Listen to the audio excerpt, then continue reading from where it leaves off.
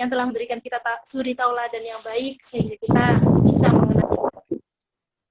Nah, senang sekali pada malam hari ini bisa ketemu lagi dengan para zaujah semua di rumah dengan konsep yang baru, karena biasanya kita kajian tematik ya, sekarang kita ngaji kitab ya, seperti kembali di pesantren dulu. Jadi spesial banget kita bekerja sama dengan Pondok Pesantren Darul Nun, pondok pesantren yang dengan jargon berbangsa dan berkarya di Malang, pimpinan Ustadz Halimi Sirjin. Nah, malam hari kita akan bersama-sama mengkaji kitab yang biasanya juga dikaji di pesantren Syekh Zaujiyah. Sebelumnya kita sapa Ummah kita tercinta. Assalamualaikum Ummah. Waalaikumsalam warahmatullahi wabarakatuh. Fitri.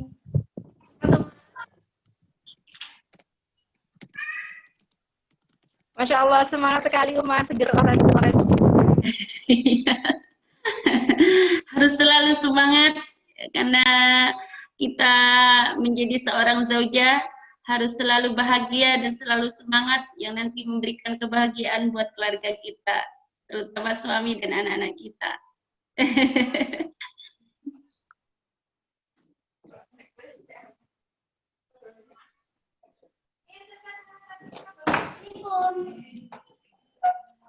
Oke, ini teman-teman yang sudah gabung, kita kenalan dulu sebentar ya, maksudnya kenalan dari chat.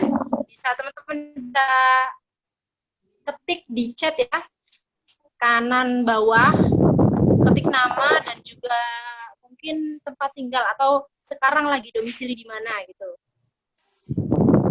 Biar tahu ini yang ngaji nih dari mana aja ya. Ini ada Mbak Anggun yang sedang di Jakarta. Ada Mbak Indah di Malang, Mbak Evi Malang, Mbak Muhim Gresik ya, Mbak Muhim Gresik, ada Mbak Muna, Mbak Kamila ini di luar pulau apa di Malang ya. Terus ada lagi Mbak Yusnia dari Lamongan, Mbak Dina Lamongan dan di Malang ya.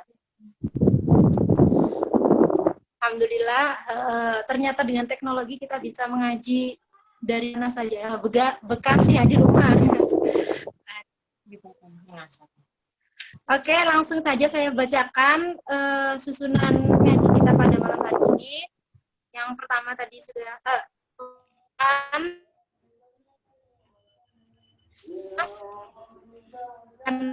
jawab bisa 1 jam juga nggak apa-apa, siap. Lalu tanya jawabnya nanti bisa 15 menit atau nanti lebih santai saja untuk ini. Begitu.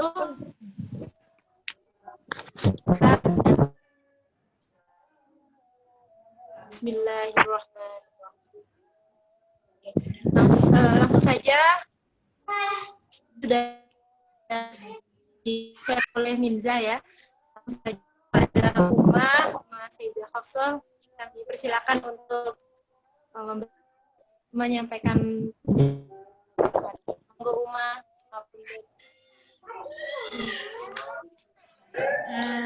Terima kasih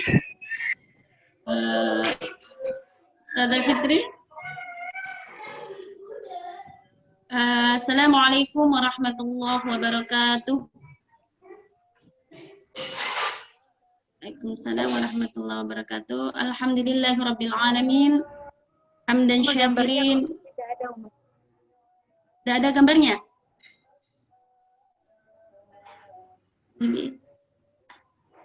Sudah. Sudah. Sebentar. Tidak ada gambar. Itu kan udah Ummah lancar. Lancar. Oke. Saya ulang kembali. Berarti saya ini. Bismillahirrahmanirrahim. Alhamdulillahirabbil alamin. Hamdan syakirin, hamdan na'imin, hamdan yuafi ni'amahu wa yukafi mazidah. Alhamdulillahirabbil alamin. Pada kesempatan yang barokah ini kita semuanya bisa bermuajahah lewat dunia maya, bisa bersilaturahim nan jauh di sana, baik yang di Jakarta, di Gresik, di Lamongan ataupun di Mojokerto. Ahlan wa sahlan bihudurikum fi hadzal majlis ta'lim, fa insyaallah barokah, dan juga mungkin dihadiri oleh para malaikat, karena kalau suatu tempat di situ dibuat untuk majelis taklim, maka para malaikat yang mendoakan kita semuanya, sehingga kita termasuk golongan orang-orang yang nanti bersama-sama untuk menuju surganya. Amin amin ya rabbal alamin.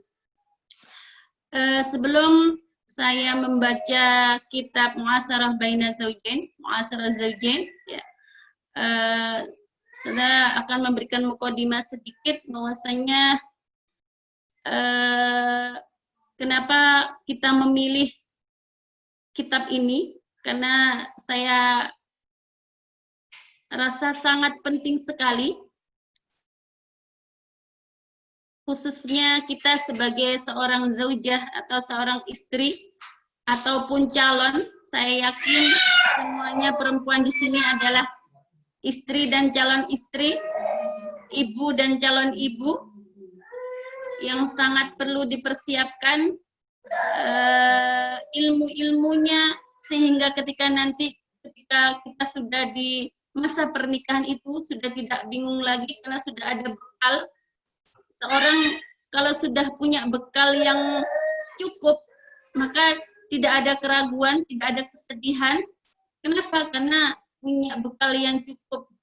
Anggap kalau kita mau sekolah, berangkat atau pergi bepergian kemana, tapi kita tidak punya bekal, nggak bawa uang, nggak bawa apapun, maka akan kebingungan.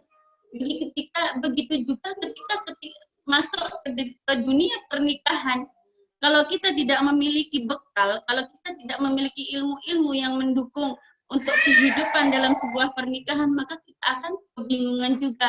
Maka dari situ di sini Ustazah memilih kitab ini karena begitu pentingnya kita sebagai calon istri ataupun sudah menjadi istri untuk bersama-sama belajar, untuk sharing bersama. Jadi di sini kita tidak hanya menerima saja, jadi kita ada proses untuk diskusi, ya. Kita semuanya di sini berproses, ya Mbak Fitri, berproses untuk menjadi wanita-wanita yang dirindukan di surganya Allah. Semoganya, amin amin ya rabbal alamin. Teman-teman sekalian, seorang istri atau seorang wanita yang solihah itu adalah merupakan fondasi di dalam kehidupan berkeluarga. Maka sangat penting sekali wanita tersebut harus memiliki ilmu, ya, karena dikatakan dalam hadis, keberhasilan seorang wanita itu adalah dua. Kapan? Ketika dia kehidupannya mendapatkan ridho dari suaminya, maka itu adalah keberhasilan yang pertama. Yang kedua, keberhasilannya adalah mengantarkan putra-putrinya untuk menjadi sukses dunia dan akhirat. Cuma dua saja. Jadi tidak ada tambahan lagi. Bagaimana wanita yang sukses itu? Apakah wanita yang karir, yang gajinya di atas 10 juta? Tidak. Apakah wanita yang di mana-mana ceramah, daiyah? Tidak, tapi satu atau dua yang sebutkan Ustazah tadi, yaitu ketika dia mendapatkan ridho dari suaminya, itu adalah kesuksesan yang luar biasa. Dan yang kedua, ketika menghantarkan putra-putrinya menjadi putra-putri yang sukses dunia akhirat. Semoga kita semua termasuk wanita-wanita tersebut. Amin. Ngantuk? Belum dibaca kitabnya sudah ngantuk. Biasanya kalau di pesantren kitab mulai dibaca, berdatanglah yang namanya setan. Iya, di atas kitab, duduk di atas kelopak mata kita. Ya, itulah sisi kurangnya kalau kita ngaji kitab ya. Iya, tapi kalau tematik biasanya semangat. Kenapa nggak ada tulisannya? Yaitu adalah salah sisi-sisi ketika kita ngaji ala-ala pesantren. Ya, tapi saya yakin di situ pasti punya pahala tersendiri. Kenapa? Karena kalau kita kajiannya kitab, itu tidak hanya mendengarkan, tapi juga melihat. Maka panca indera mata pun berpahala. Selain telinga, ya mata, kemudian kita maknain, maka tangan juga bisa berpahala. Semangat ya, karena ini adalah malam yang barokah, Kamis malam Jumat. Ya, kalau orang-orang yang sudah menikah, ini malam spesial, Mbak Fitri. Kalau Mbak Fitri belum ya. Atau Mbak Muhim.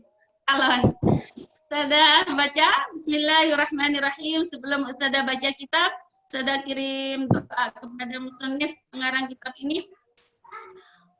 Qala al-musannifu hadzal kitab rahimahullah ta'ala wa nafa'a bi ulumi fid darain amin. Al-Fatihah. A'udzu billahi minasyaitonir rajim.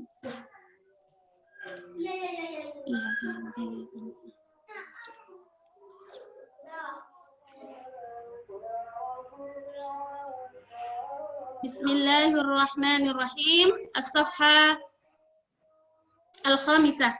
Halaman yang kelima. Kalau teman-teman sudah dilihat di PDF ya kitabnya. Sekarang kitab sudah tidak kitab kuning lagi, tapi kitab PDF. Kita baca. Az-zawaju pernikahan fitratun tabi'iyatun adalah fitrah alamiah. Jadi sama dengan sunnatullah itu ya, fitrah alam. Bahwasanya pernikahan itu adalah fitrah alami. Kenapa dikatakan seperti itu? Karena pernikahan itu ternyata sunnatullah yang diberikan kepada semua makhluknya Allah. Tidak hanya manusia. Hewan pun ada yang namanya nikah. Tumbuh-tumbuhan dengan berbagai cara, ada yang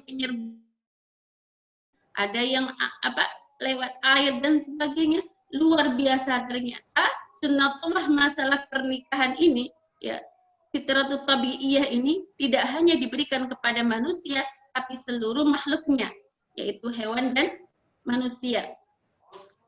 Kemarin saya sedikit berbincang sama Abi. Ternyata pernikahan kucing itu ada musimnya. Ya, kayak manusia mungkin ya. Kalau manusia juga ada musimnya nggak nikah. Biasanya bulan-bulan yang bagus ya, musim nikah banyak. Iya, ternyata kucing itu ada musimnya menikah. Saya bilang, kenapa ya? Kucing itu kok ada musim menikah? Jadi beberapa hari ini luar biasa. Setiap subuh, nyong, semuanya. Ternyata itu musimnya kucing untuk menikah. Abinya tanya, kok bisa ya ada musimnya? Saya berpikir, harus ada musimnya. Kalau kucing, coba kalau tidak ada musimnya.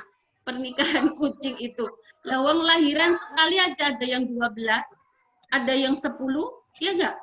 Bagaimana kalau tidak ada musimnya? Mungkin di dunia ini dipenuhilah dengan yang namanya kucing. Ya, kembali lagi masalah pernikahan. Allah luar biasa sekali memberikan sunnatullah, memberikan fitrah tabi'iyah kepada semua makhluknya, diantaranya yaitu manusia.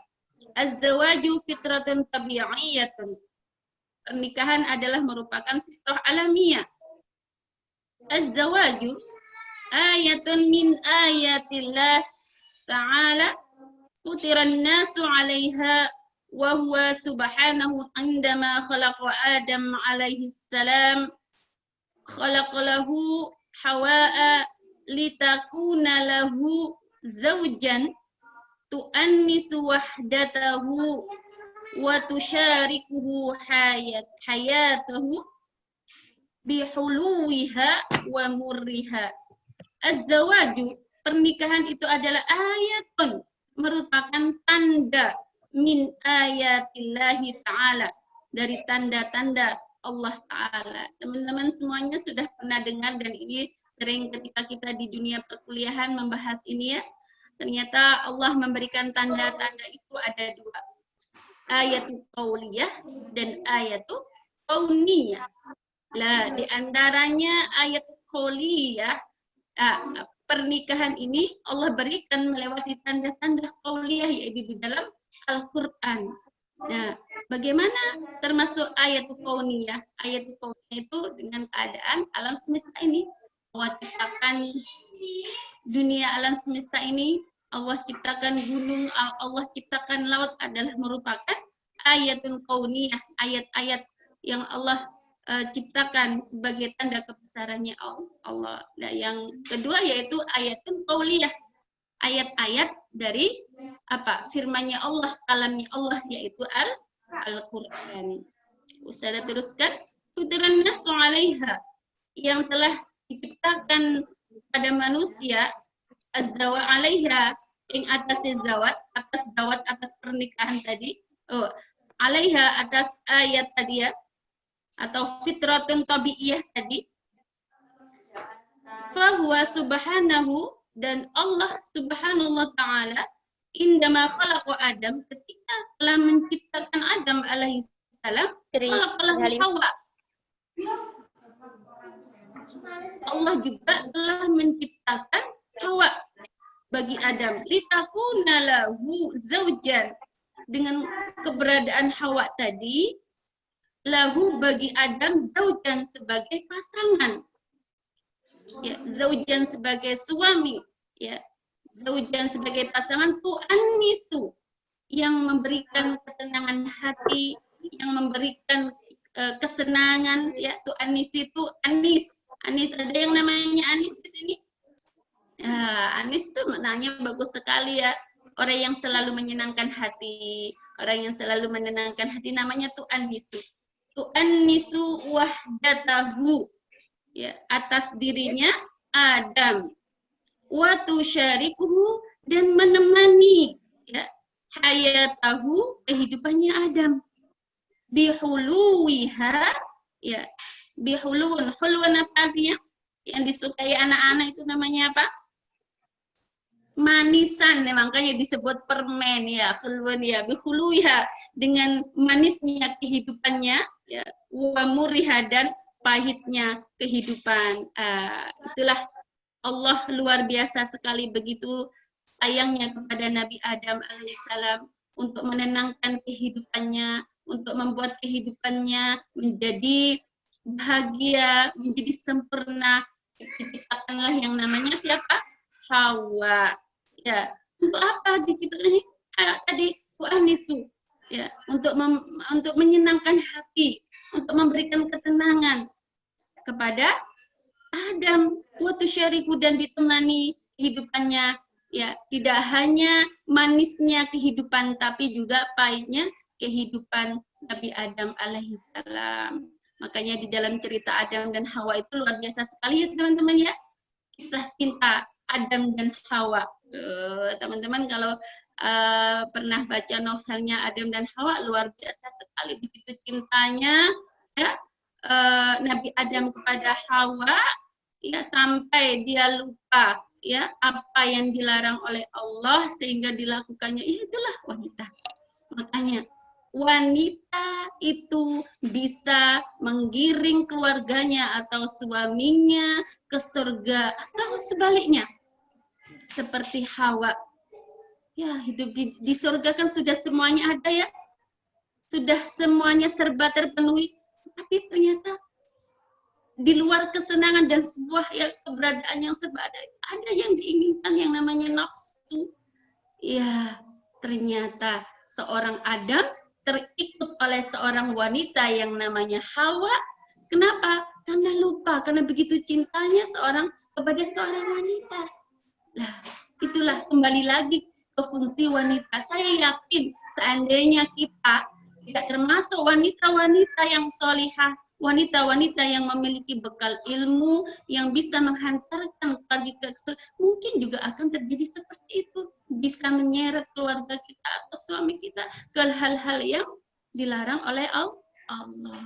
Itu ceritanya Nabi Adam dan Hawa. Tapi di kisah akhir ketika beliau diturunkan berdua ya ke dunia, tapi karena begitu cintanya kepada Nabi Adam bertahun-tahun sampai berpuluh-puluh tahun, dia meminta bertobat kepada Allah, meminta ampunan untuk ditemukan kepada sang kekasihnya, yaitu Hawa. Ya, kalau teman-teman nanti di waktu umroh atau haji, di sana ada yang namanya Jabal Rahmah.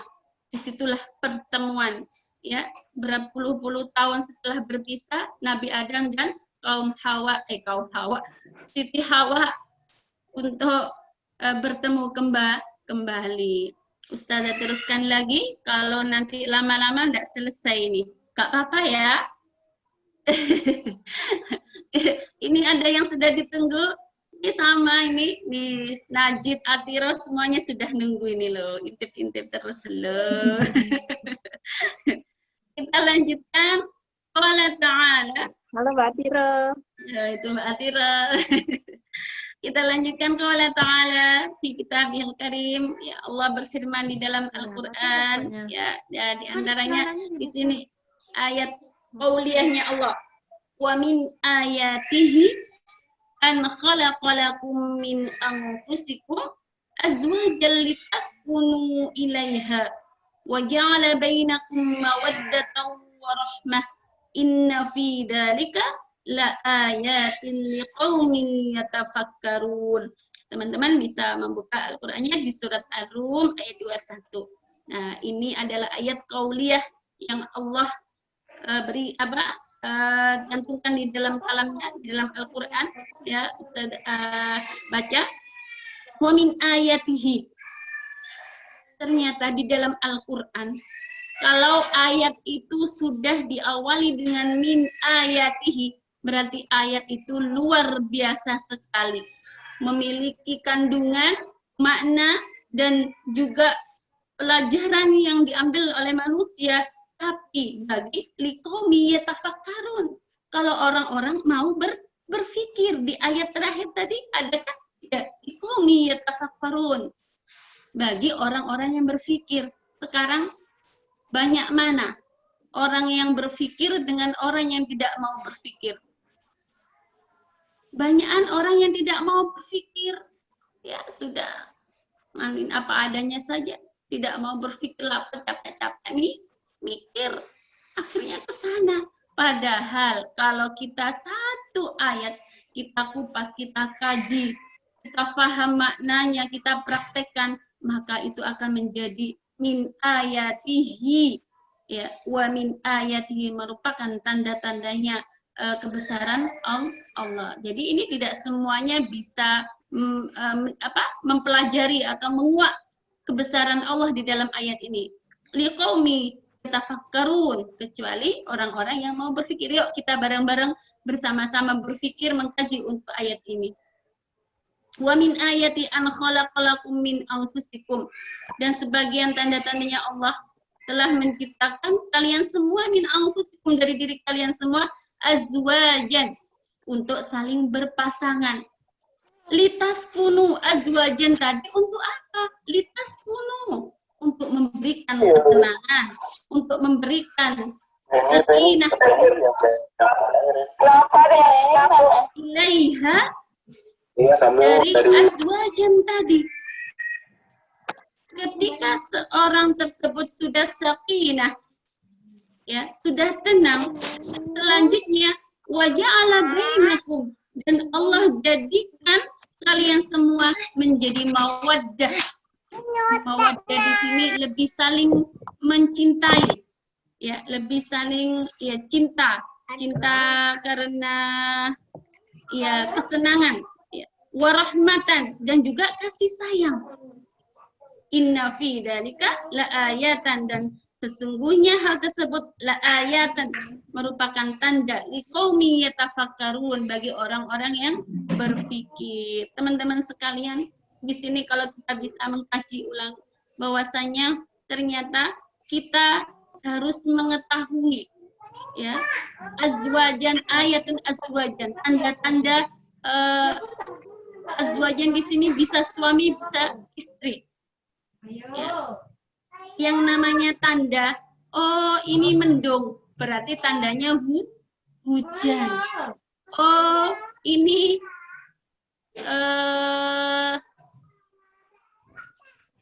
kayaknya mau ada angin, maka pasti ada tanda-tandanya di sana.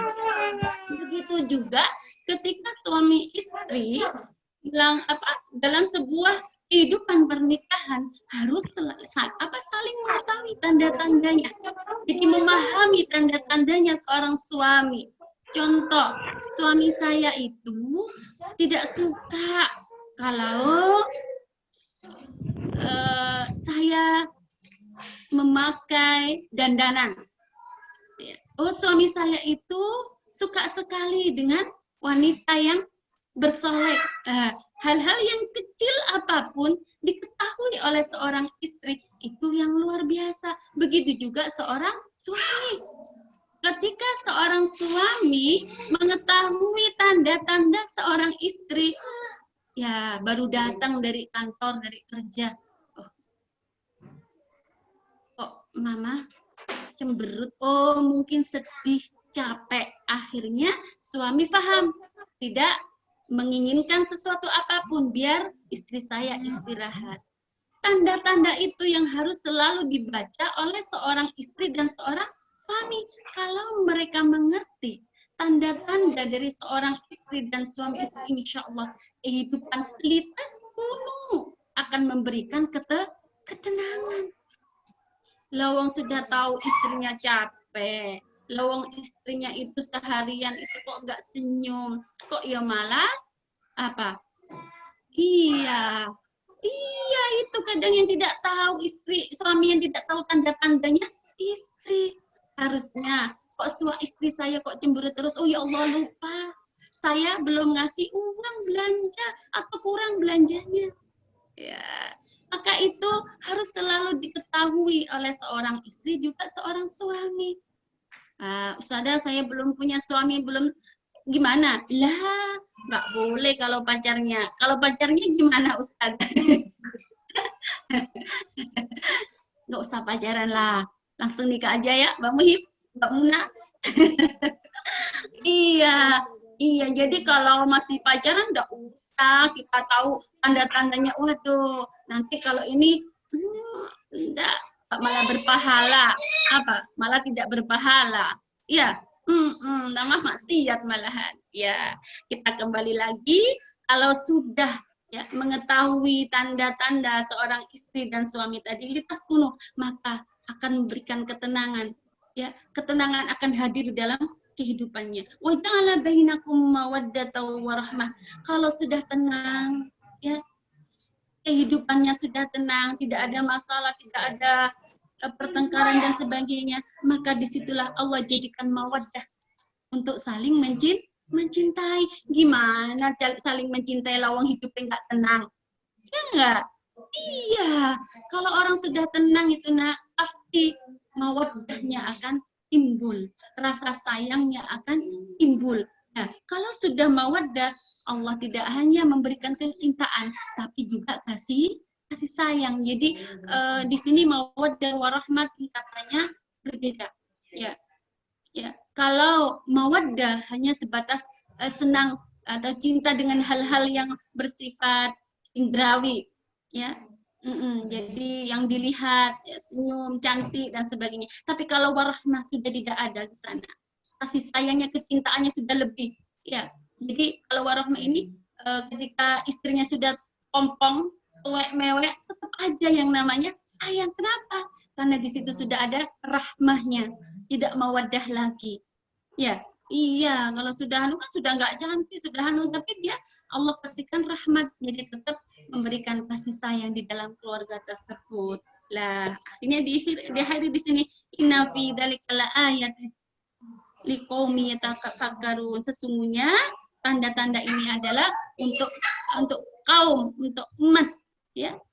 bagi yang mau berpikir. Semoga kita semua tergolong orang-orang yang selalu berpikir. Berpikir itu apa, nak? Terus mau belajar.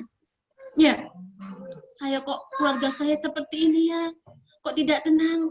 Lah, langsung introspeksi diri. Mungkin ada sesuatu yang salah di dalam diri kita.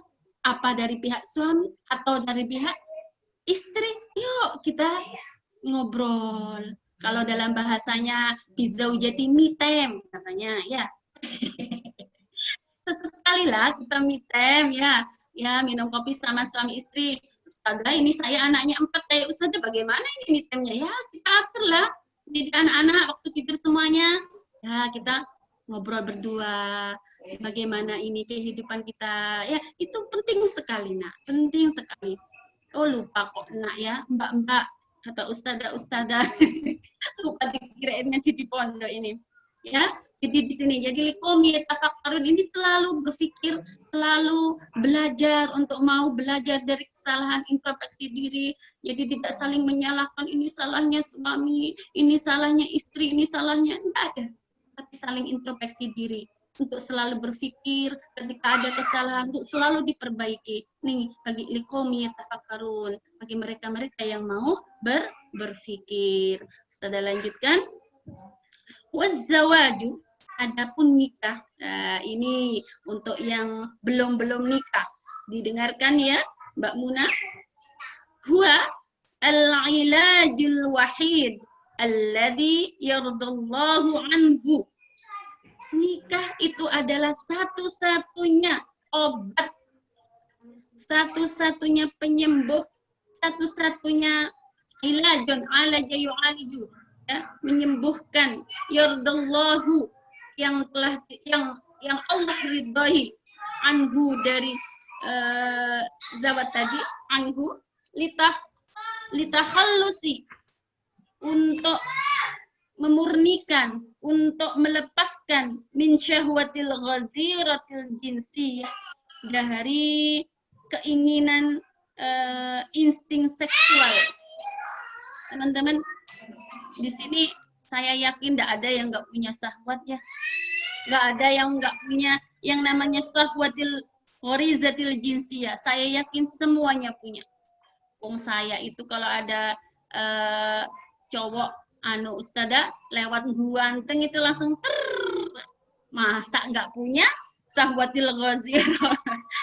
Saya yakin punya, tapi kan kadarnya berbeda. Kadang masih malu. Malu itu bagus. Ya, harus malu. Ya, harus malu. Karena kalau sudah tidak malu akan jadi berbahaya. Ya, jadi saya yakin semuanya di sana pasti memiliki syahwatil gharizatil jinsiyah. Ya.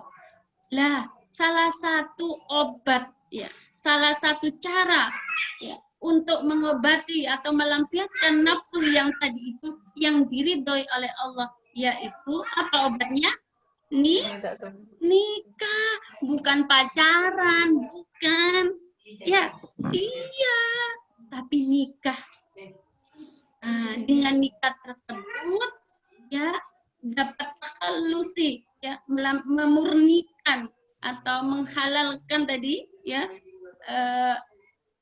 apa yang namanya keinginan, insting ya untuk seksual tadi ya, jinsiyah tadi, min syahwatil gharizatil jinsiyah. Bisa dilanjutkan. Akhtaru gharaizil insan alal itlaqi, dan ini adalah ya jenis apa syahwah gharizah yang keinginan yang sangat berbahaya sekali bagi manusia alal itlaqi, atas kemutlakannya ya. Ini adalah merupakan syahwat yang sangat berbahaya ketika dia tidak melampiaskan atau terpenuhi kebutuhan tadi. Maka salah satu obat yang paling mujarab, obat yang di sini satu-satunya yang dihalalkan, diridhoi oleh Allah adalah dengan nikah. Yo, yang belum nikah, dang. Iya, ustazah saya itu sebenarnya ada, tapi selalu saya simpan. Bagus, harus selalu disimpan. Jangan sampai Iya, akan berbahaya sekali, apalagi seorang perempuan. Jadilah perempuan itu termahal. Tak apa-apa dibilang, oh perempuan sok mahal, tidak apa-apa. Karena perempuan itu memiliki mahkota yang memang tidak bisa dikutik-kutik hanya untuk suami atau calon suami kita tercinta. Tak apa-apa dibilang, oh ini sok solehah. Tidak apa-apa dibilang sok solehah. Saya lebih senang seperti itu. Kenapa? Bisa menjaga dirinya. Iya, apalagi di pergaulan-pergaulan bebas, mungkin kayak seperti Mbak Anggun di Jakarta, ya sama-sama teman-teman sekerjanya harus memiliki seperti itu. Tidak apa-apa, nggak punya teman, tidak apa-apa. Ya, ada banyak teman cewek, teman cowok nggak apa-apa kalau memang dibilang kita apa sok solihah, nggak apa-apa, itu bagus menurut saya ya. Jadi kalau memang kita benar-benar masih belum untuk ke sana, ya harus benar-benar menjaga, harus benar-benar menata hati, jangan sampai nafsu yang kita bilang tadi, syahwatil ghorizatil jinsiyah itu terlepaskan dengan hal yang tidak halal, yang tidak diridhoi oleh Allah. Teman-teman ya. Jadi sekarang teman-teman yang masih belum menginginkan untuk kepernikahan, tidak apa-apa, tapi harus kuat imannya, kuat menjaga dirinya ya dari semua permasalahan, baik itu di pergaulan manapun, harus tetap menjaga. Nah, kalau memang sudah tidak kuat lagi, apalagi sudah ada si tong-tong yang selalu mengikuti kita, ayo secepatnya nikah saja, ya. Iya, kan ada biasanya ya. Iya, maka harus cepatnya nikah itu. Nah, biar tidak terlampiaskan atau nafsu yang apa tadi, syahwatil ghorizatul jinsiyah tadi tidak diridhoi oleh Allah. Ya, Mbak Muhim. Kita lanjutkan sedikit lagi, sedang ngantuk. Apa sudah tidur ini? Iya, kadang kalau sudah di rumah itu kangen ya, belajar-belajar kayak di kitab di pondok. Ya, saat inilah kita fungsikan biar seperti di pondok, jadi bernostalgia ngaji bersama-sama kitab. Kita lanjutkan. Wa huwa fi nasil waqti, dan di dalam satu waktu ya yafadun nau'al insani, ternyata pernikahan itu juga bisa yafadun nau'il insani, menjaga ya jenis-jenis manusia atau macam-macam manusia minal fana'i, dari kerusakan, wal inqirad, dan kefanaan, sama ya. Fana dengan inqirad itu hilang atau musnah. Ini adalah salah satu hikmah pernikahan kalau kita pandang dalam sisi sosiologis. Jadi kalau kita kita lihat dari sisi sosial, bahwasanya nikah itu adalah untuk menjaga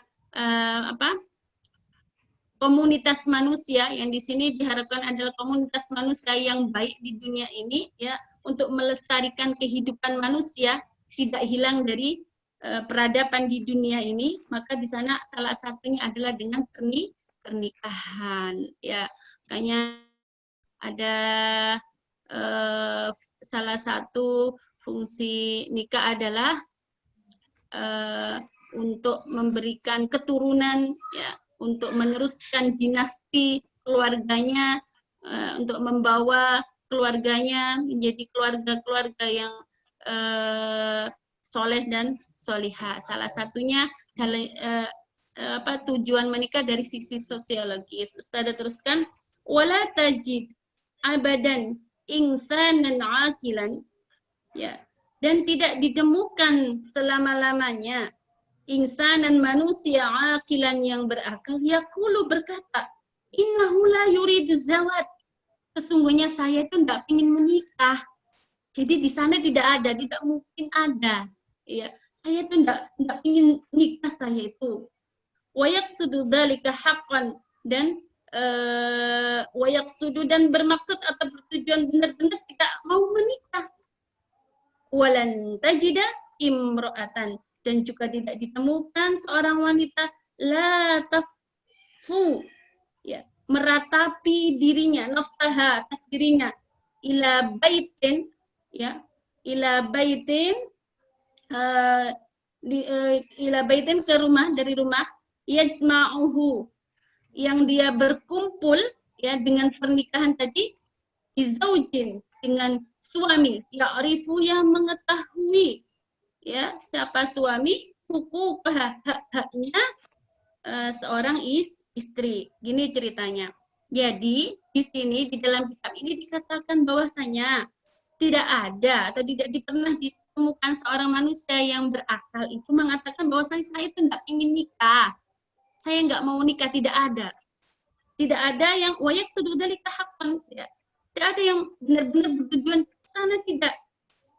Walan tajidan, dan juga tidak pernah ditemukan, ya, ada seorang wanita yang meratapi dirinya ketika dia sudah menikah, berkumpul dengan suaminya di dalam sebuah rumah tangga, yang mana suaminya itu suami yang begitu sayangnya kepada istri, maksudnya dia mengetahui hak-haknya seorang istri, kemudian istrinya meratapi, aku keton kok nikah lapo ya. Tidak ada seperti itu.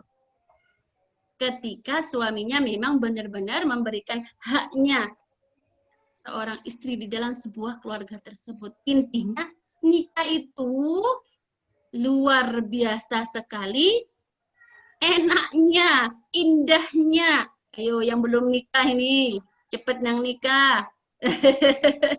Iya, jadi di sini dikatakan walan tajidat. Lan itu tidak akan. Kalau tidak masih mungkin ada, tapi kalau lan tidak akan, berarti kan tidak ada. Jadi kalau ada seorang wanita meratapi dirinya, ya Allah, saya kok aku mau nikah lah, terus balik pian ke pian ini, ada. Ketika di dalam rumah tangganya itu berkumpul dengan suami yang begitu sayangnya memberikan hak-hak istri di dalam rumah tangganya, ya, dikatakan di situ bahwasanya lan tajida imro'atan, tidak ada seorang wanita akan meratapi seperti itu. Tapi kok ada ya Ustazah wanita berarti itu masalah di dalam suaminya, mungkin hak-haknya tidak terpenuhi oleh suaminya, gitu ya. Semoga peserta di sini yang ikut ngaji di sini mendapatkan suami yang soleh. Amin. Iya, karena insya Allah kalau kita itu jadi wanita yang salihah, insya Allah, ya, biidznillah akan ditemukan oleh dengan suami yang laki-laki yang soleh. Amin. Ya, sudah lanjutkan sedikit lagi. Wa auladun, dan anak-anak, tas'uru bihim, merasakan bihim dengan keluarganya tadi, ya, bi umumatiha, dengan rasa keibuannya seorang perempuan tadi, wakianiha, dan keberadaannya menjadi seorang wanita, ya, dan anak-anaknya, ya, ketika dia sudah di dalam sebuah keluarga akan merasakan bahagia sekali dan merasa menjadi seorang ibu. Menjadi seorang ibu itu kebanggaan loh ya nak, ya, karena tidak semuanya orang istri itu menjadi ibu. Itu pilihannya Allah. Kenapa? Karena tidak semuanya Allah beri amanah seorang anak pada seorang istri. Makanya jangan mengeluh. Kalau sudah jadi ibu, aduh capek ya Allah. Nyusuin aja 2 tahun, sampai 2 tahun disusu. Iya kan? Iya. Maka harus bersyukur karena tidak semua istri itu bisa menjadi seorang ibu. Maka di sini menjadi sebuah kebanggaan tersendiri ketika seorang istri diberi jabatan seorang ibu, diberi amanah oleh Allah seorang anak. Apapun capeknya, ya, apapun soronya harus kita nikmati karena itu adalah ibadah. Saya kira cukup untuk ngaji kitabnya, ya. mungkin kita nanti lebih ada diskusi biar tidak ngantuk. Kalau ngaji kitab kan nanti ngantuk, ya. Nanti kita bersama-sama belajar bersama. Kalau Ustazah nggak bisa jawab, nanti PR 1 bulan kembali kita akan ketemu lagi. Kalau bisa jawab, Ustazah jawab. Sekali lagi teman-teman sekalian, nikah di sini tidak hanya sekedar hal yang ritual atau sakral, tapi ini adalah termasuk ibadah. Ya nak ya? Sampai dikatakan pernikahan atau nikah itu bisa menyempurnakan agama kita. Ya, maka dari situ yuk kita bersama-sama belajar di sini, berproses bersama, ya, mencari ilmu bersama, sehingga ketika kita sudah masuk ke dalam dunia pernikahan, kita sudah tidak bingung lagi, tinggal mempraktekkan. Tinggal kalau lupa, buka bukunya lagi, diingatkan lagi. Saya kira cukup untuk mukadimahnya. Oh, kok lama sekali mukadimahnya. Kita lanjut. Monggo saya serahkan ke Ustazah Fitri. Halo? Ngantuk Mbak Fitri? Nggih, Mas. Mboten sinyalnya ini, Mas. Oh, ini, nggih. Iya. Monggo Mbak Fitri.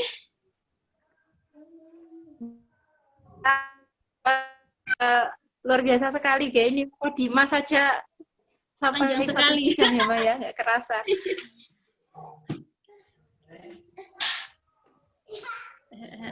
Sudah memberikan pencerahan yang sangat banyak buat kita semua. Ini mau langsung tanya jawab, nopo Uma mau nambah materi dulu? Ampun, tanya jawab saja, saya kira mukadimahnya saya cukup nggih. Nanti kita bisa bareng-bareng. Kalau diskusi itu kan lebih nggih. Lebih jalan, nggak ngantuk juga. Ya, nggih.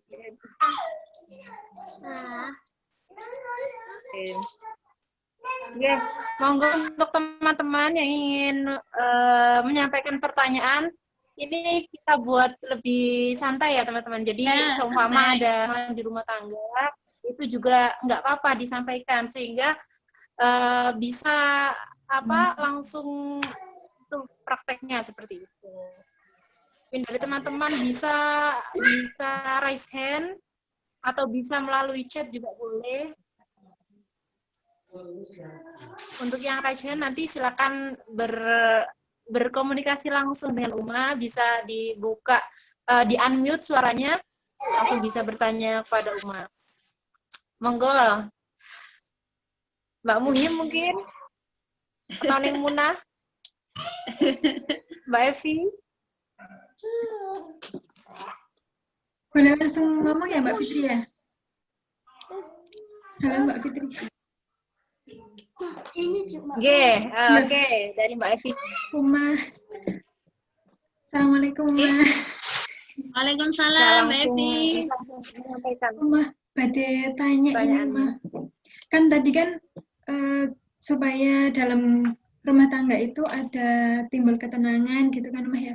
Nah kalau saya mau tanya ini Ma, saya pribadi tuh merasa kayak pengen seperti ini, misalnya pengen seperti Uma gitu kan, saya kan nggak bisa masak ya Ma ya. Itu kayak saya tuh merasa gimana ya, biar suami itu kayak nerima nggak ya gitu kalau misalnya saya tuh nggak bisa masak gitu, kayak merasa merasa insecure kayak gitu loh Ma. Itu gimana ya cara mengatasinya Ma? Maksudnya biar nggak merasa seperti itu gitu kan, nggak bisa.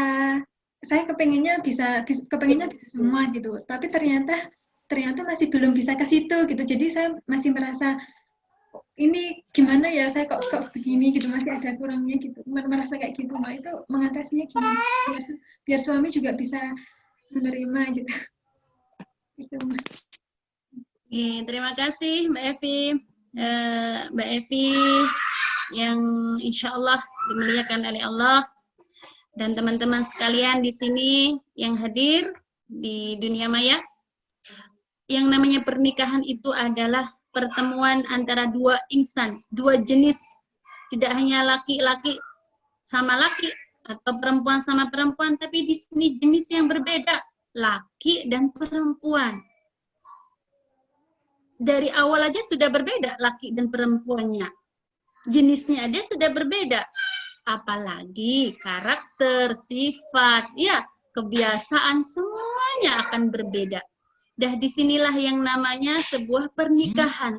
Untuk menyatukan dua insan yang berbeda ini, ya, dua insan yang berbeda jenis, berbeda karakter, berbeda latar belakang yang berbeda, tapi dia bisa hidup seiring, seirama, menjadi sebuah keharmonisan di dalam sebuah rumah tangga. Ya, itu yang perlu yang namanya ilmu. Tadi Ustazah bilang, perlu yang namanya mengetahui ayat dan tanda-tanda. Kalau orang sudah pinter ilmunya, tahu tanda-tandanya. Oh, suami saya itu sukanya seperti ini. Kalau suami menjadi sebuah kesukaan, yuk kita berusaha. Tapi di sana kok ada kendala, saya tidak mungkin ke sana. Ya, komunikasi kita harus yang namanya kita namakan me time tadi, ya. Iya, saya yakin kalau sudah keberadaan suami itu untuk saling melengkapi. Jadi tidak saling menyalahkan, tidak saling mengurangi. Saya yakin dari Mbak Evi atau dari suaminya pasti punya kekurangan. Mbak Evi mungkin nggak bisa masak, ternyata suaminya pintar masak. Mbak Evi nggak bisa ini, ternyata suaminya, aku sama-sama tidak bisa, nggak ada masalah. Sekarang banyak GoFood, ya. Karena di mana-mana tidak jadi masalah, ya. Kita selalu berusaha. Iya, GoFood. Bisa Gojek. Nggak usah kemana-mana, iya. Iya. Jadi perbedaan itu tidak kemudian kita munculkan menjadi sebuah permasalahan, tapi perbedaan itu adalah untuk saling melengkapi antara kekurangan antara suami dan juga seorang istri. Saya yakin Abi, Uma di sini mungkin dipandang orang kayaknya sempurna, banyak sekali kekurangan. Banyak saya ya, tapi ya begitu. Yuk bareng-bareng kita mengetahui kekurangan suami kita, yuk kita lengkapi. Tidak kemudian ketika kita tahu tanda-tandanya suami kekurangannya di sini, kok sampean itu kayak soal masak itu enak tau. Itu yang tidak namanya melengkapi. Iya, di sana, disitulah ketika kita sudah tahu tanda-tandanya tadi, sudah tahu kekurangannya, sudah tahu hal-hal yang tidak disenangi suaminya, maka di sana akan litas kunu, akan memberikan ketenangan tidak hanya buat istri, tapi juga suami, terutama kepada anak-anak kita. Jangan khawatir Mbak Evi, tidak bisa ini, tidak apa-apa. Kita yang penting berusaha. Saya yakin usaha seorang istri untuk menjadi apa yang diinginkan suaminya itu adalah penghargaan yang luar biasa buat suami. Bangga, ternyata istri saya berusaha ya, yang menjadi sebuah kesenangan saya. Aduh, ini yang belum nikah jadi pingin nikah nih.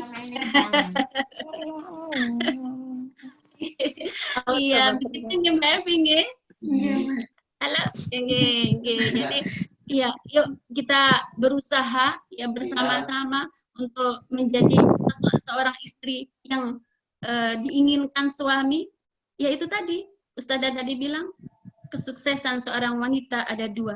Satu, ketika kita mendapatkan ridho suami. Ya, itu tadi.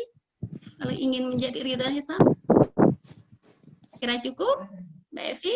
Mungkin ada pertanyaan yang lain? Atau kalau enggak ada, enggak apa-apa, ditutup, kayaknya sudah pada ngantuk ini.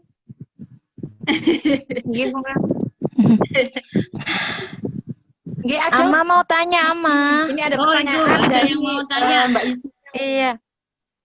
Oh ini, ya yang silakan Mbak. Yang belum nikah, perwakilan yang belum nikah. Oke. Ama gini, kadang kan untuk memilih seorang pasangan kan orang tua menetapkan standarnya ya untuk anaknya ya. Standarnya harus ini. Harus memenuhi ini. Sedangkan anak gimana ya? Seorang anak kan memang ridhonya seorang anak kan masih dipegang oleh orang tua ya, Mas. Jadi kadang kita tuh melihat standar kok standarnya tinggi sekali gitu loh. Masa ada orang yang seperti itu kan kadang kita sebagai anak itu apa ya kayak nggak percaya ada orang yang seperti itu gitu. Kemudian cara apa sih menyelaraskan keinginan anak dan keinginan orang tua dalam memilih pasangan tuh bagaimana caranya, Ma? Makasih. Wah, ini sampun kayaknya Mbak Ning Una. baginya ini. Iya, Curhat ini, Ma. sampun. Mbak Fitri, matur nuwun. Silakan Oma. Oke. Terima kasih Mbak Fitri. Begini, saya yakin tidak ada yang namanya orang tua itu tidak ingin hidup anaknya itu tidak enak.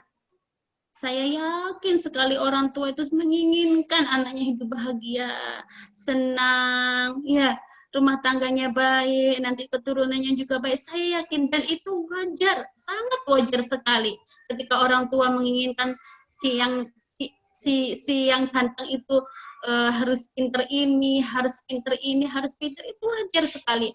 Mbak Muna, kalau sudah orang tua seperti harus diamini, amin. Doanya ya Bi, doanya ya Mi. Begitu, itu doa orang tua. Jangan, nggak mungkin dah. Nah, jangan itu doa orang tua mustajabah. Ya, sekali lagi, doa orang tua itu doa yang mustajabah. Iya, mungkin ada malaikat lewat, diamini langsung datang, ya. Iya, 5 menit, 10 menit datang laki-laki yang diinginkan oleh orang tua tadi. Amin. Amin. Jadi, iya. Jadi seperti ini, Mbak Muna, kalau seorang orang tua saya yakin itu adalah untuk yang terbaik untuk putra-putrinya. Bagaimana dengan diri kita? Apakah mampu? Ya, kita berusaha untuk apa yang menjadi keinginan orang tua itu tadi, kita coba untuk itu mungkin sebuah doa orang tua, kita minta doa sama Allah, ya, jangan kemudian kita langsung menyekap ini nggak sesuai dengan kriteria saya ini dan sebagainya, jangan. Itu adalah doa dan itu adalah terbaik, doa terbaik dan harapan yang terbaik untuk orang tua. Tapi kan kembali lagi, jodoh itu kan urusan Tuhan, bukan urusan ayah ibu, ya. Bukan urusan siapa, ya bukan urusannya Tuhan, minta sama Allah, ya Allah, kalau memang toh jodohku seperti yang diinginkan oleh Abi dan Umahku, perkenankanlah ya Allah, ya, iya, datangkanlah ya Allah secepatnya ya Allah, gitu, tidak apa-apa, minta sama Allah. Nah, mungkin caranya yang harus hati-hati, ya, kita kadang kan kalau tidak serak dengan orang tua kan langsung frontal. Enggak, ini yang nikahkan aku, nanti yang jalanin kan aku. Ya sudah, terserah aku, itu tidak baik. Maka bicaranya yang komunikasi ke orang tua juga harus baik-baik. Ya itu tadi, Ama bilang, ya doanya semoga apa yang menjadi harapan Abi Umi tercapai. Saya juga akan doa sama Allah, Bi, tenang gitu. Saya yakin orang tua akan senang sekali, oke?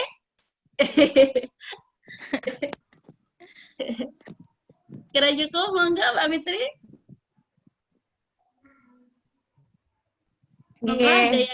Terima kasih Uma, sudah puas ya Mbak Ning Muna curhatnya.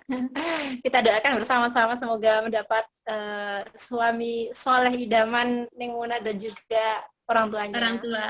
Selanjutnya Amin. ada pertanyaan dari Mbak Yusnia. Ustazah, bagaimana pendapat Ustazah tentang cinta dalam diam? Wah. CDD. Cinta dalam diam. Kalau jadi mencintai tadi kan nggak boleh pacaran ya, Ma. Kalau cinta dalam diam bagaimana, Ma? Iya, jadi bahas cinta ini ya. Iya, teman-teman. Rasa atau cinta itu adalah anugerah ya, yang Allah berikan kepada setiap manusia. Jadi itu sangat wajar sekali. Kok bisa ya orang ganteng gitu kok cinta sama yang orang tak pakai ayu, ya gimana ya coba? Iya, jadi cinta ya yang namanya tenang itu Allah yang kasih, Nak. Iya, kok bisa ya? Kadang macam-macam orangnya seperti itu kok bisa senang itu. nggak bisa di dalam nalar. Kalau sudah yang namanya cinta, itu bukan hanya di pikiran, tapi lebih banyak dirasa. Dan kadang akal pikiran itu kadang sudah tidak bisa difikirkan. Ya, kalau sudah cinta, apapun itu dilakukan, apapun itu dikorbankan. Kenapa? Karena sudah melemahkan akal pikiran itu sudah. Karena dia sudah lebih menang ke rasa. Iya, kalau sudah kena itu yang namanya virus cinta, hati-hati.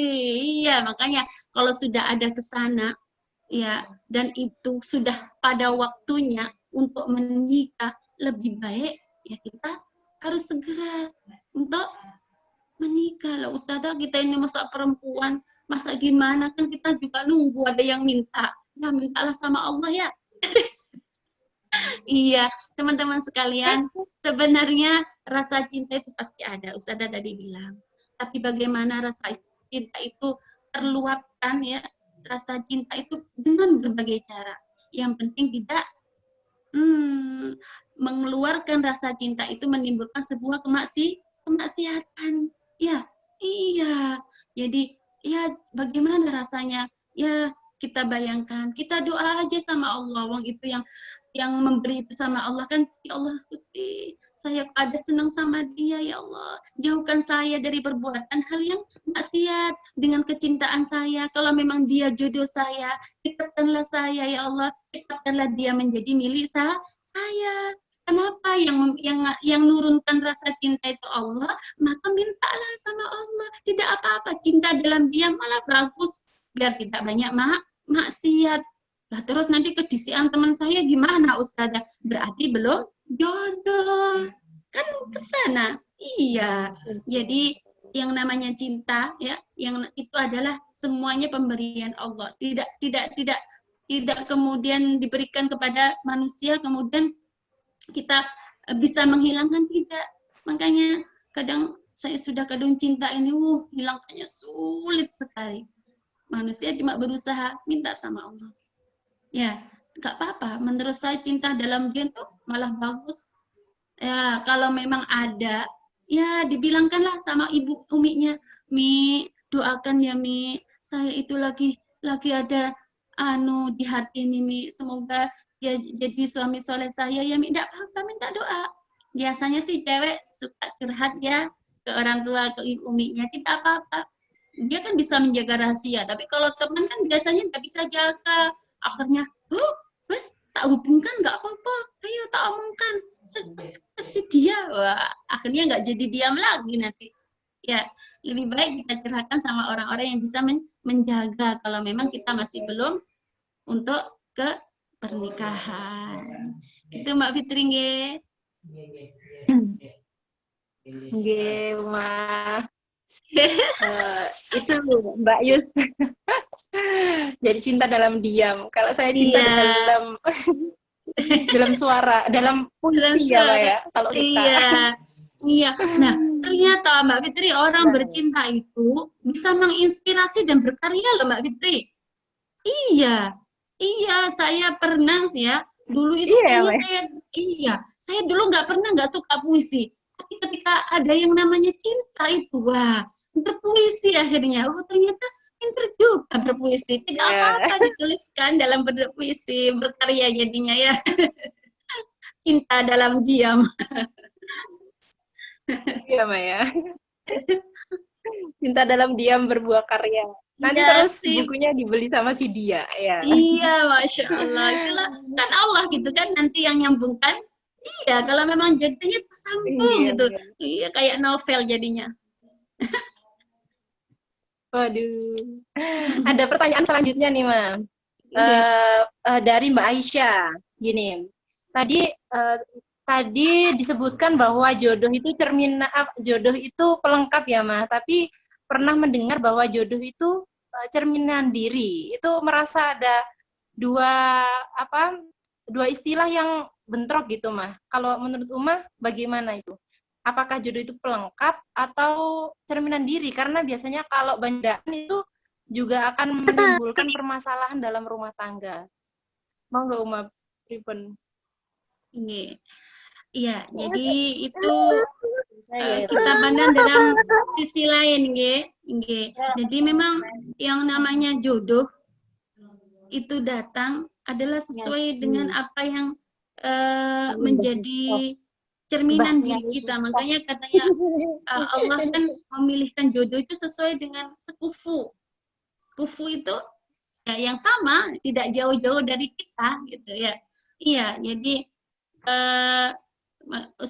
saya pernah bilang bahwasanya kalau teman-teman ingin suami yang saleh, yuk kita solehahkan diri kita jadi wanita yang baik. Saya yakin kalau kita ini termasuk wanita yang baik, nanti akan mendapat jodoh yang baik. Itu yakin sekali. Ustazah, ada loh orang yang baik tapi jodohnya nggak baik. Loh, berarti itu ujian dari Allah. Mungkin dengan menikahnya kamu dengan orang yang tidak baik, kamu bisa berdakwah, mengajak dia menjadi orang yang baik. Makanya selalu berhusnuzon. Itu maksud dari pernikahan atau jodoh kita itu adalah merupakan cerminan dari diri kita. Tidak jauh berbeda dengan diri kita. Ya sama dengan contoh ada aktivitas kita, komunitas kita lah. Komunitas kita itu di mana? Saya yakin jodoh yang ada dalam kita akan berada di komunitas itu. Ya, tidak jauh-jauh. Ya, kalau komunitasnya kita sering taklim, kita sering ngaji, sering ke masjid, sering berorganisasi, insya Allah juga akan seperti itu, gitu. Ya, jadi yang dikatakan jodoh itu adalah cerminan dari diri kita, yang saya maksud seperti itu. Kemudian di sini adalah merupakan pelengkap atau penyempurna. Yang namanya manusia itu diciptakan al-insan. Iya, jadi manusia adalah tempatnya lupa dan kurang, selalu salah. Ya. Lah, yang namanya pelengkap di sini karena manusia berada di dalam sisi, selalu berada dalam kekurangan. Di sisi kelebihan dia punya, tapi pasti ada kekurangannya. Sehebat apapun, dia pasti punya kekurangan. Lah, di kekurangan-kekurangan itulah Allah ketika menjodohkan atau menjadi suami kita menjadi jodoh dalam kita, itu adalah merupakan menjadi pelengkap dari kekurangan-kekurangan kita. Karena tidak ada manusia yang kurang dari lepas dari kekurangan. Itu. Tapi sekali lagi, ya, bagi orang-orang yang berpikir, yang mengetahui, yang terus belajar, introspeksi diri dengan pasangan hidup kita, ya, selalu paham yang saya katakan tanda-tandanya tadi. Kalau tidak, ya tidak malah melengkapi kekurangan tersebut, malah menjadi bumerang di dalam rumah tangga tersebut. Jadi kita lihat dari berbagai sisi pandang tadi, sudut pandang yang mana, gitu. Begitu, Mbak Fitri?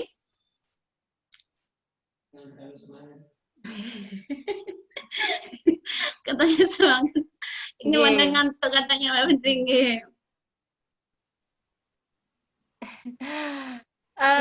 Masih ada beberapa pertanyaan ini, Uma. Oh gitu. Teman-teman yang lain masih semangat? Saya kembalikan ke forum. Pripun enaknya? Ya, mungkin satu kali lagi ya. Satu kali lagi ya. Nanti pertanyaan yang lain akan tetap saya catat, kita bacakan di di pertemuan selanjutnya, ya. Ya, gini. Ini ada pertanyaan dari Mbak Hani. Setiap orang kadang menikah lebih dari satu kali, Ma. Nah, pertanyaannya apa sebenarnya Allah itu menciptakan berapa pasangan untuk setiap insan? Seperti itu, Ma. Monggo, Uma. Ini pertanyaan terakhir ya, teman-teman.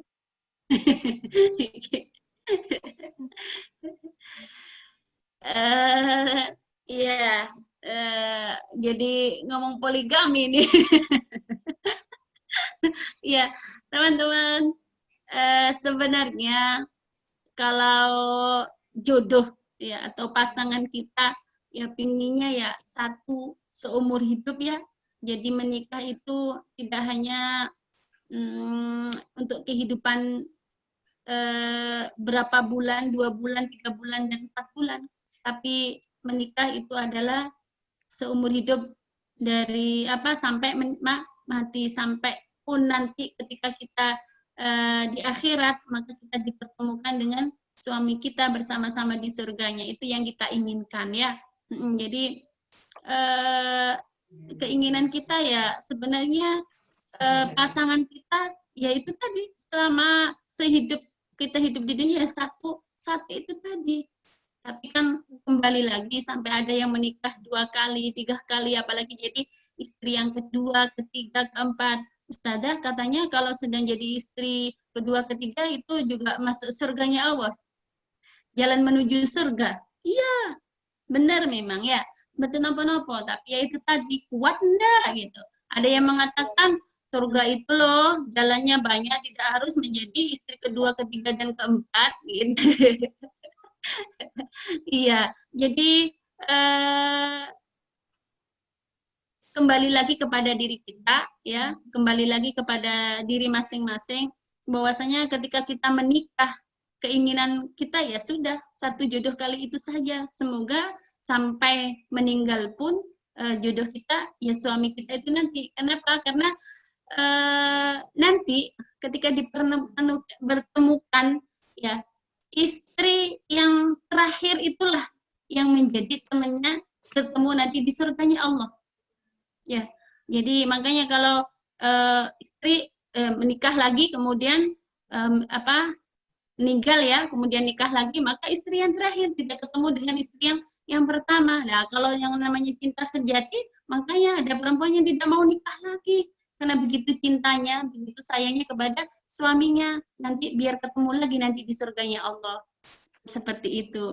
Jadi kalau memang ada jodohnya karena meninggal kemudian nikah lagi, ya tidak apa-apa, wong itu memang diperbolehkan, daripada syahwatnya atau keinginan nafsunya terlampiaskan dengan cara yang tidak halal, zina, ya lebih baik menikah. Makanya tadi dikatakan salah satu obat atau cara ya menghilangkan apa tadi, melampiaskan atau memenuhi kebutuhan seksualitas manusia, yaitu dengan menikah. Tidak apa-apa. Mungkin itu Mbak Fitri nggih. Untuk selanjutnya kita bulan depan lagi kita teruskan. Nggih. Nggih. Alhamdulillahirabbil alamin. Saya sangat berbahagia sekali karena teman-teman juga sangat antusias mengikuti kajian pada malam hari ini. Sebelum kita akhiri pengajian ini, nanti akan dibacakan doa dari Uma, dan juga sebelumnya kita foto dulu ya Maya, biar untuk dokumentasi, biar kedepannya lebih semangat. Teman-teman bisa buka videonya. Silakan dibuka kameranya, terus kita foto bareng dulu. Nanti Mbak Evi bisa dihitung ya? Iya.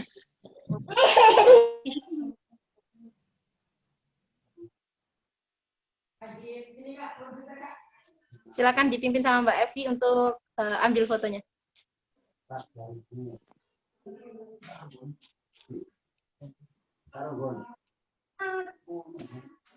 Mbak. Halo Mbak Evi. Ya, Mbak Fitri sebentar. Masih ada yang belum buka ini ya? Masih ada yang belum orangnya. Oke, silakan teman-teman dibuka dulu kameranya ya. Ya.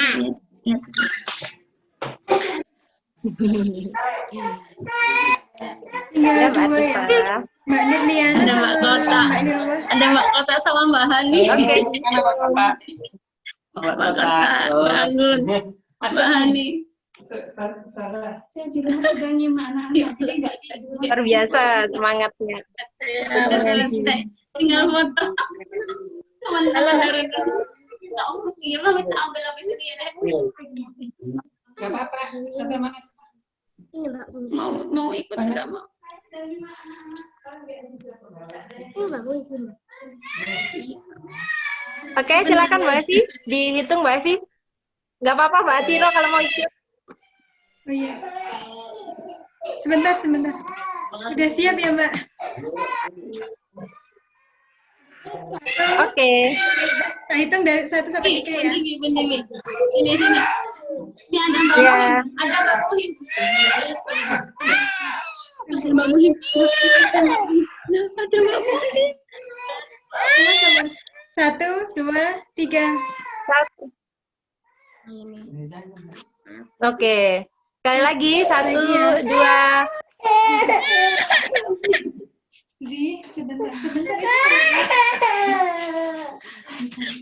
Oke, sudah nggak apa-apa Mbak Evi ya, sudah cukup. Ini sudah pada teriak-teriak. Sudah ya. Itu Mas. Sekian Mas selanjutnya. Bisa. Oke, Sangkun, mungkin dari rumah bisa membacakan doa terakhir agar semakin berkah gitu ya, Mas. Oh, enggak kasih sebentar. Iya. Ada Kak? Oke, ya, terakhir dibacakan doa dari Uma. Setelah itu bisa kita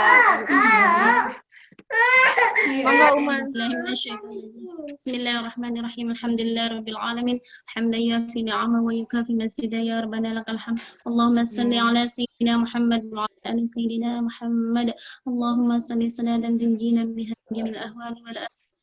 Wa taqdi lana biha min jamil al-hayat wa tutahhirana biha min jamil العصيات وترفعنا بها عندك أعلى درجة وتبلغنا بها أقصى غاية من جميع الخيرات في الحياة وبعد الممات.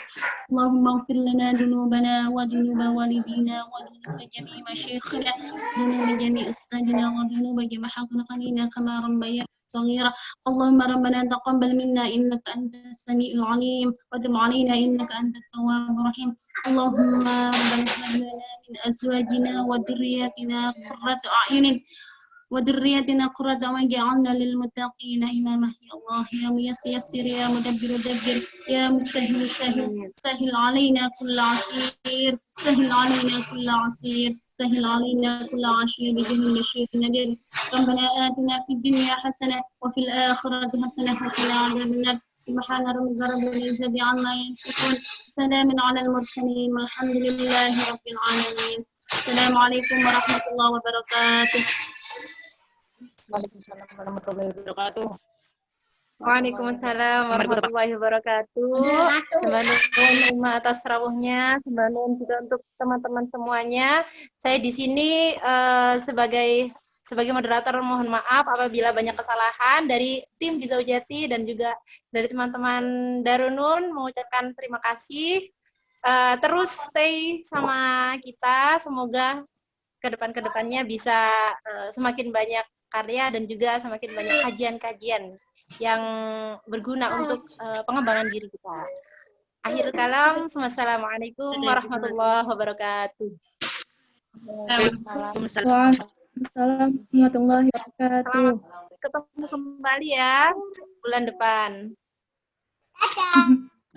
Tiro. Halo Mas Najib. Terima kasih Mbak. Tiro. Terima kasih. Assalamualaikum. Mbak Tiro senangnya.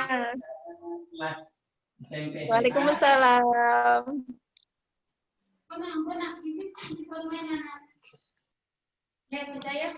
Bye bye. Terima kasih Mbak Anggun. Mbak Rawu. Makasih Mbak Evi, Mbak Vivi, Mbak Ana. Bye. Kayak Renian.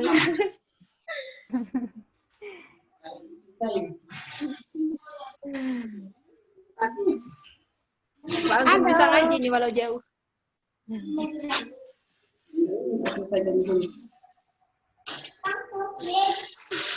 Mau. Sampung. Siapa ini? Siapa ini?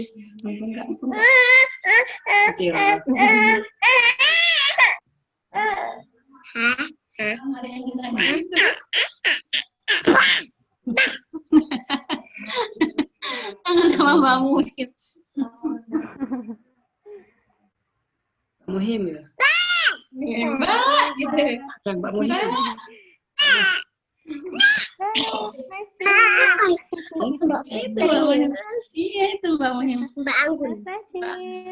Bangun.